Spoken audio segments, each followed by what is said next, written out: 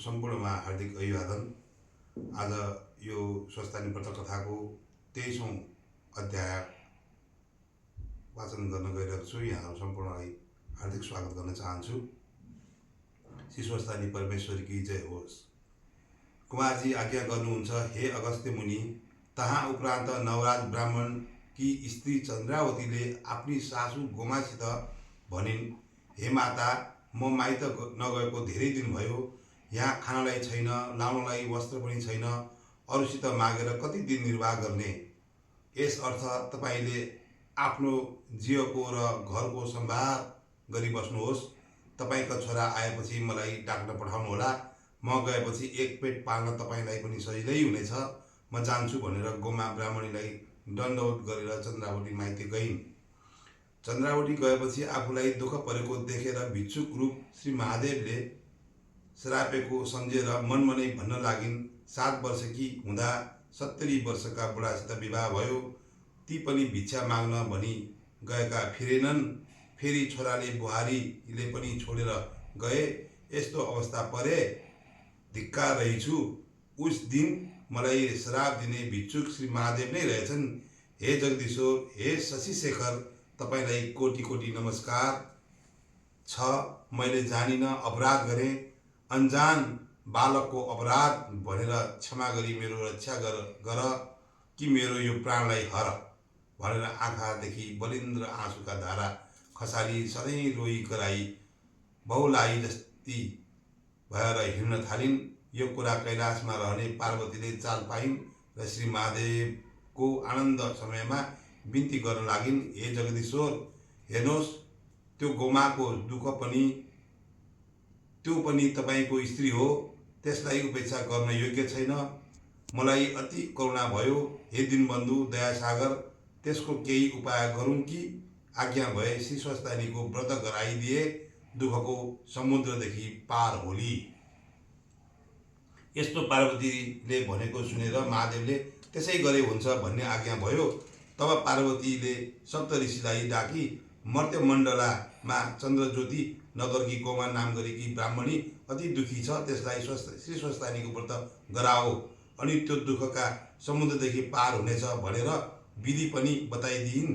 पार्वतीको आज्ञाले सप्तऋषिहरू मर्त्यमण्डल चन्द्रज्योति नगरका बाहिर पुगी गोठाला केटाकेटीसित यहाँ दुखी को छ भनेर सोधे।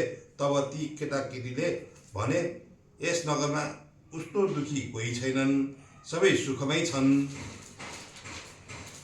ऊ त्यहाँ गोमा नाम गरेकी ब्राह्मणी अति दुखी छन्। ऊ वहाँ गएर सुध्याई हेर भनी घर समेत देखाइदिए। तब ती ऋषिहरू हपार्दै गए। गोमाले को हो भनी हेर्दा ऋषिहरूलाई देखि दण्डवत गरी आदरपूर्वक भित्र डाकेर पिरामा बसालिन् र हे ऋषिश्वर, म यस्ती पापिनीलाई मेरै घरमा आएर दर्शन दिनुभयो, के कामले पाल्नु भएको? आज्ञा होस् भनिन्। तब सप्त ऋषि भन्दछन्, हे गोमा, तिमी दुखी हुनाले स्वस्थानी परमेश्वरीको व्रत गराउन आयौ। एकचित्त भएर सुन। सत्ययुगमा हिमालय पर्वतकी पुत्री पार्वतीले महादेव स्वामी पाउना निमित्त यो व्रत गरेको हो। यो व्रत पौष शुक्ल पूर्णिमाका दिन हात गोडा नङ काटी स्नान गरी शुचि भई एक भक्त रही एकचित्त गरी महिना दिनसम्म नित्य मध्याह्न कालमा श्री महादेवको पूजा गर्नु।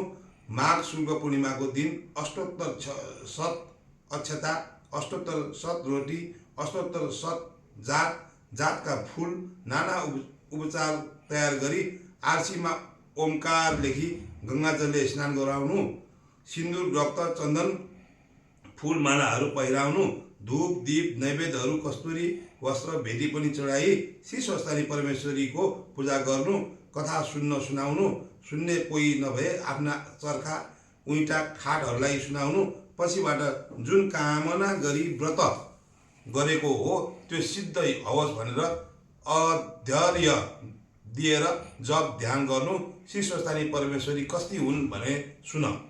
सुवर्ण वर्ण दीप्ताभा त्रिनेत्रा कमलासनाम सिंहासन समासीना सर्वालङ्कार भूषितां निरोत्पलधारा वामे दक्षिणे वरदा शुभाम खड्क चर्मधरा चोर्धम वाम दक्षिण यो क्रमात् चतुर्भुजा च मा तत्र पूजयेत् विषकेतुनाम एवं ध्यात्वा महादेवी स्वस्थानी जगदीश्वरम।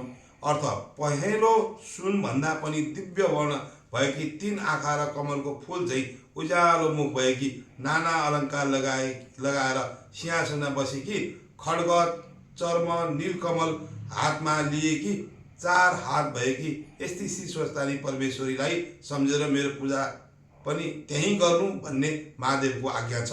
यस्ती जगदीश्वरी स्वस्थानी परमेश्वरीको ध्यान गरी यो स्तोत्र पाठ गर्नु।